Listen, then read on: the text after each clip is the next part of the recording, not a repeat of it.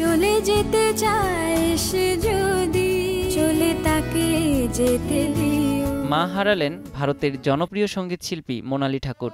শুক্রবার দুপুর 2:10 কলকাতার একটি বেসরকারি হাসপাতালে শেষ নিঃশ্বাস ত্যাগ করেন গায়িকার মা। মায়ের মৃত্যুতে ভেঙে পড়েছেন মোনালি। মায়ের মৃত্যুর খবরটি নিশ্চিত করেছেন মোনালির বড় বোন মেহুলি গোস্বামী ঠাকুর। সামাজিক মাধ্যমে মায়ের একটি ছবি পোস্ট করে লিখেছেন, শেকল ছিঁড়ে গেছে, অবশেষে কষ্টের অবসান।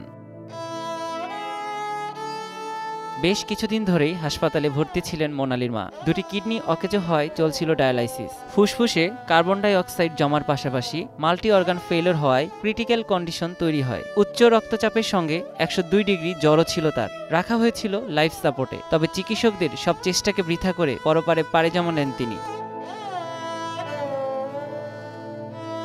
মায়ের চলে যাওয়ার আগাম বার্তা বুঝতে পেরেছিলেন সন্তানরা। তাই তো একজন চেয়েছিলেন ভেন্টিলেশন খুলে দিয়ে মায়ের কষ্ট কমিয়ে দিতে। আরেকজন সামাজিক মাধ্যমে লেখেন, আমাদের ভিত নড়ে গেছে, মাকে এত কষ্ট পেতে দেখব দুঃস্বপ্নেও ভাবিনি। এখনো লড়াই চলছে, তবে সেটা মায়ের নয়। মা তো অনেক আগেই লড়াই থামিয়ে দিয়েছে, এখন শুধু লড়ে যাচ্ছে ডাক্তাররা।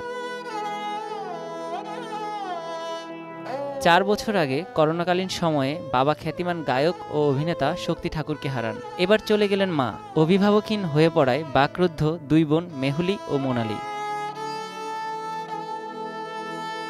এদিকে গত বৃহস্পতিবার ঢাকায় এসেছিলেন মোনালি ঠাকুর। রাজধানীর রাজারবাগ পুলিশ লাইনে এক গানের অনুষ্ঠানে অংশ নেন তিনি। গানের মাধ্যমেই মাকে শ্রদ্ধা নিবেদন করেন। মায়ের স্মরণে কাপা কণ্ঠে গেয়ে ওঠেন, তুমি রবে নীরবে হৃদয়ে মম।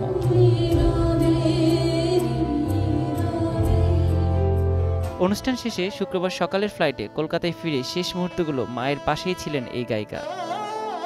নিয়াজ শুভ, সময় সংবাদ।